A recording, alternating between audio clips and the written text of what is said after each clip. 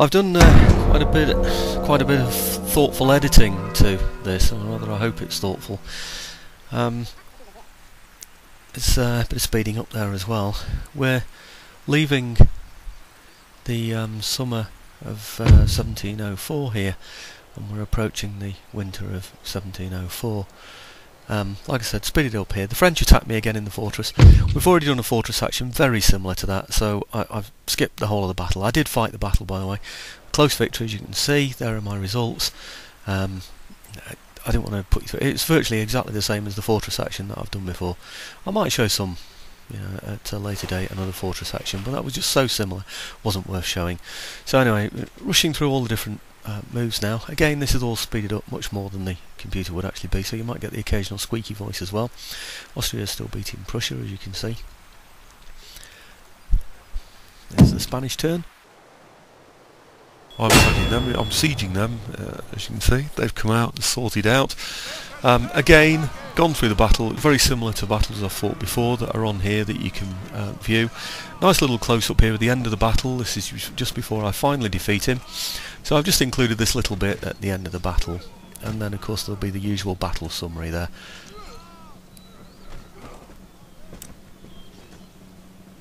So this is the fight for Cuba, and they're sorting out to attack me. So it won't end up in me owning Cuba, of course. This is just them during their turn sorting out. See where they put me there? All those nice mountains around me, really nice. So he could only approach down two sides. Okay, end of the battle there, and there are my results. Okay, whiz through everybody else's turns.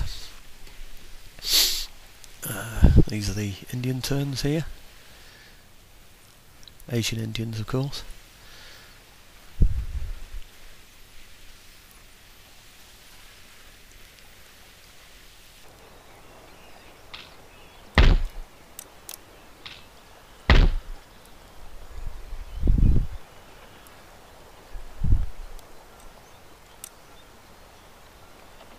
And we're now into the winter of 1704. Just looking around at everything, seeing what I've got, seeing where everything is, seeing what's happened at the end of the turn that might have affected me. Overall look at the map.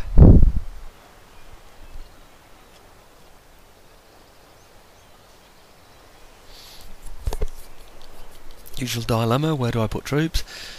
Alsace-Lorraine's now empty, It looks it. Let's go and have a look. Yeah, totally empty there. He's just using his troops to damage my economy because he knows how important it is to him. So he's prepared to leave his town completely open to be taken by anybody, just in order to do some damage to my economy. You see that one unit there up front. Just checking the French economy, how much he's getting for that. Again, it's a wealthy area. He's got nothing in Paris, nothing in Alsace-Lorraine whatsoever, but he doesn't care, as long as he's attacking my fort or that he's damaging my economy. That's the main thing for him. French really do go for the jugular, I'm afraid, in this game. I've mentioned this before, I can't take him. If I move into Paris, there's no way I've got enough troops to be able to hold somewhere like that. Absolutely no way.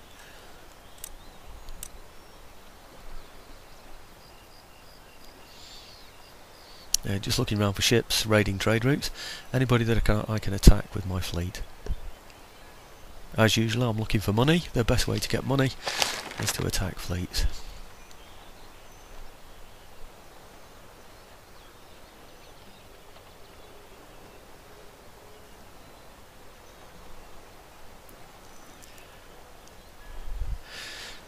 Here's another tip: if you want to sabotage somebody, move a unit into it and you'll do it some damage. Yeah. Another tip: if you move it out and then back in again, do it more damage. Out, back in, more damage. Each time you damage it, you're causing about 150 worth of damage to it. Yeah. If you do it enough times, see how that red bar has gone down significantly now? Yeah. Do it again and again and again. I've left this in here just so that you can see how it works. See how that bar's going down? Yeah. By the time I finish with it, going in and out of there, that red bar will be right down at the bottom, and in order to repair that building, it's going to be almost like rebuilding it. So it's going to cost him about, I don't know, 1500 maybe, as much as that to repair that, which basically keeps 2 of his units out of the game, because while he's repairing that, there's 2 units that he can't be recruiting, depending of course what surplus money he's got in his accounts. Okay, 1 unit wasn't quite enough to finish it off, so I'll pull out another unit and do it with that. You see that bar's going down there? We're almost there. I thought I'd leave that in as a tip for you.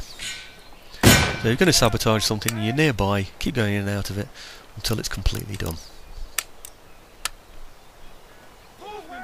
Also, pull your troops out, don't leave them in. If you leave them in, he'll either attack them, or, well, he certainly can't repair it. But, he'll try and repair it. If you take troops out, he will try and repair it, and it's going to cost him a lot of money. And of course, being in the fort right next to it, we can do the very same thing again. Now, France is very sparse, he hasn't left any men around, so he's left himself open to that kind of sabotage. And believe you me, I'm going to exploit it.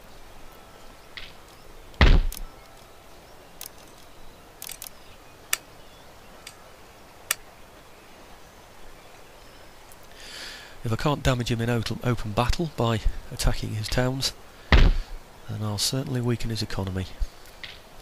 So far Westphalia are keeping out of it, Hanover are in alliance with me, and they're struggling with Austria anyway. Prussia are no threat. Austria tend to stay friends, I would think. Britain are certainly a friend. It's really only France that have to contend with in Europe here at the moment.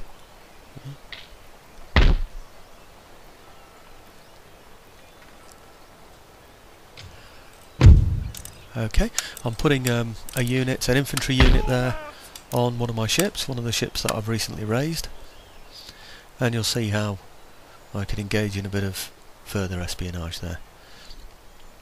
Remember how I popped out the fleet before by putting an infantry unit into his port? Well, I could do that because I could reach it on land. When I'm doing that by sea, it's a bit difficult to do. You can't, unless I've got a port that I can land in, it makes it more tricky. So what I'm going to do is move my fleet up there with my infantry unit in, and bearing in mind he's got a bigger fleet than I have, so we're a bit at risk there, so I need to reinforce that fleet with some of my own. Usual plan, the same plan as before, is to land an infantry unit, march it into that port, pop his fleet out into the ocean, and then we can take that fleet out as well and make some money out of that.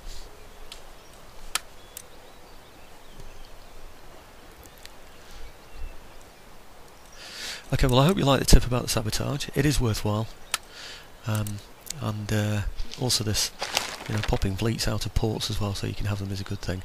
All centres on being confident about using your navy, of course, and I hope now, having shown some sea battles, I know I've skipped through a couple of land battles there, but I hope by showing these sea battles, people will feel a bit more confident about taking people on, making some money from it as well, and perhaps capturing more ships.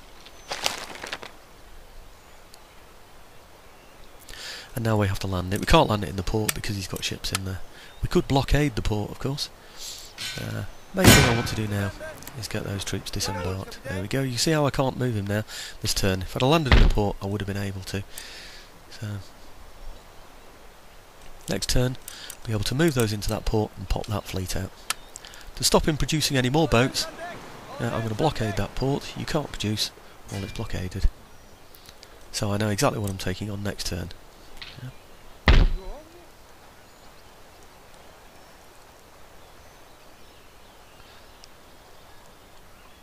And this is coming to the end of my turn, the winter of 1704.